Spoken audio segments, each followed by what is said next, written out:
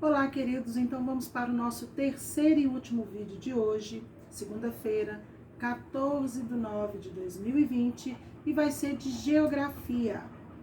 No vídeo passado, nós falamos um pouquinho sobre povoado, núcleo e bairros rurais.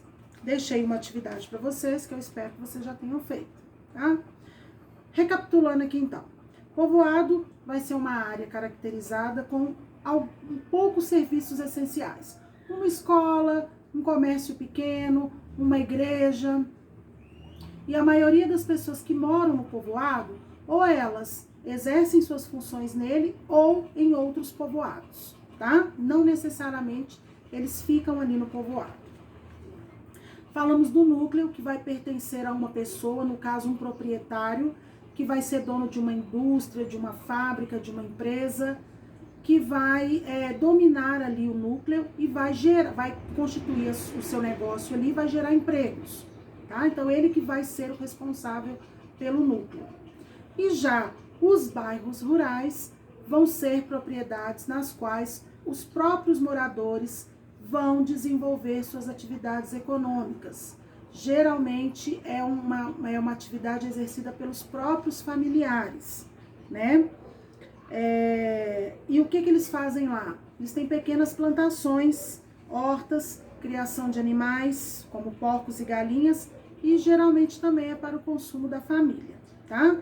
Então, bairros rurais eles são habitados por pequenos proprietários, que vão lidar com a terra, tá? E criação de animais. Então, recapitulei aí para vocês o que era de mais importante do último vídeo. E agora, dando seguimento, nós vamos falar um pouquinho que o ser humano domina a Terra. Mas a Terra aqui não é o planeta Terra, não. A Terra aqui é a Terra mesmo, a agricultura, tá? Então, na página 12, nós vamos dar continuidade aí.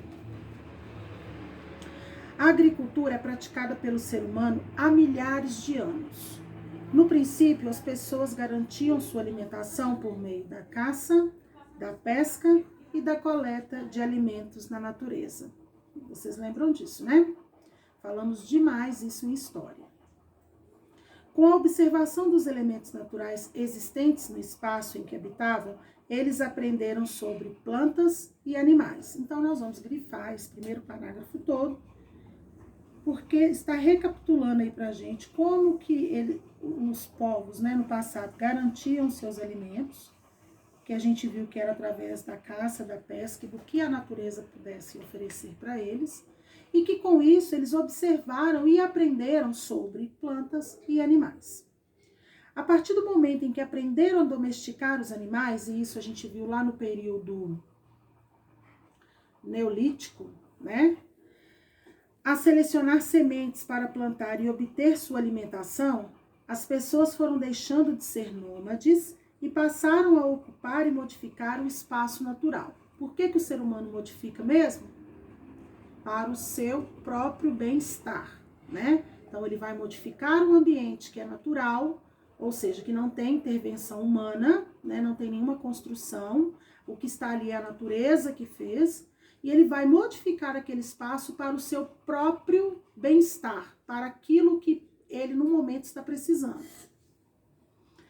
Com o desenvolvimento de novas técnicas de produção de alimentos e das formas de organização social, o ser humano passou a explorar economicamente o que produzia. Então, a gente vai grifar esse segundo parágrafo também, que fala, né, de quando eles começaram a domesticar os animais, a selecionar as sementes. Eles passaram a fixar a sua moradia, deixaram de ser nômades, certo? E passaram também a modificar aquele espaço que eles ocupavam. E com isso, eles tiveram uma forma de uma organização social e passou a explorar economicamente aquilo que eles estavam produzindo. No Brasil, a exploração da terra com objetivos econômicos teve início com a chegada dos europeus, lá no século XVI. Ao ocuparem áreas próximas ao litoral, eles introduziram a exploração da Mata Atlântica, especialmente pela exploração do pau-brasil, que a gente viu também lá em história, que foi o primeiro objeto, né, vamos dizer assim, que os portugueses estavam levando para Portugal. Tentaram explorar os índios, escravizar os índios e trocar objetos que para eles não tinham o menor valor em troca do quê? Do pau-brasil. E aí começou o escambo, estão lembrados? Eu dei até uma pergunta na prova sobre isso.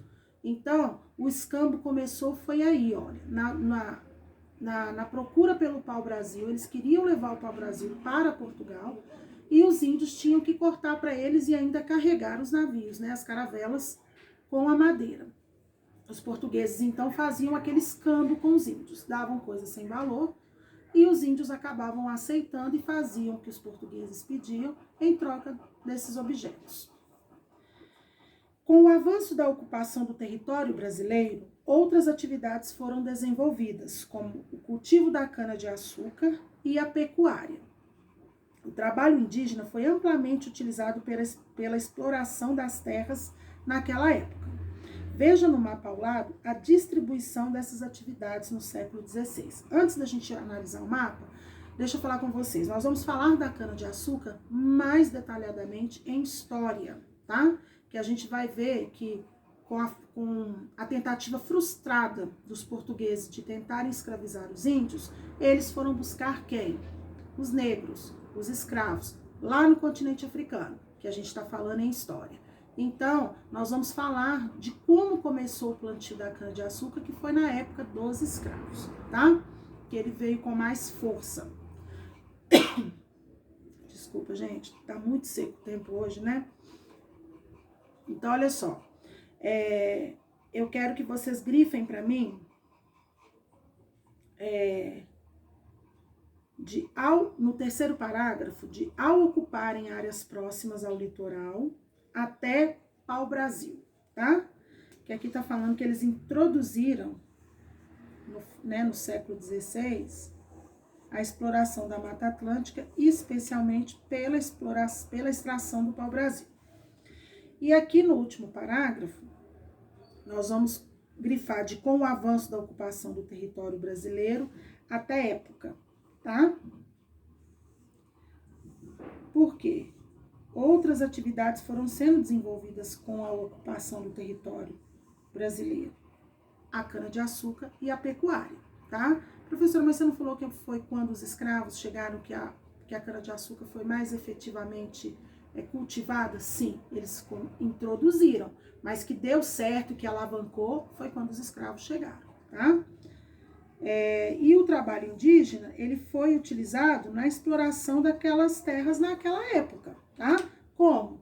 Lembra que as terras, né, o território brasileiro era muito grande, muito amplo, então eles fizeram, assim, um margeamento desse pau-brasil, nessa exploração do pau-brasil, Mata Atlântica dentro, tá? Então, vamos observar o mapa aqui. A gente vê aqui, né, o meridiano de Tordesilhas, que é a linha imaginária do Tratado de Tordesilhas. Então, a gente vê aqui as terras pertencentes a Portugal e as terras pertencentes à Espanha. E do lado de Portugal, a gente vê nitidamente aqui, olha o pau-brasil, que está em verde. Então, olha quanta parte de pau-brasil que foi plantada e foi explorada, né, que foi extraída aí pelos índios, né? O que tá de laranja é a cana-de-açúcar, pode ver que são alguns pontos, tá? E a cana-de-açúcar, ela deu certo em uma das capitanias hereditárias, tá? Que foi aonde ela começou a se desenvolver melhor. E de vermelhinha aí a pecuária. Então, que só tem uma parte aí que é a pecuária. Então, de acordo com essas informações que eu acrescentei para vocês aí, vocês vão fazer para mim o antes de seguir, que são apenas 3 questõezinhas, questão 7, questão 8 e questão 9, tá? Vocês vão responder para mim de acordo com o ser humano domina a Terra, que eu acabei de explicar para vocês, tá bom? Um beijo e até a próxima.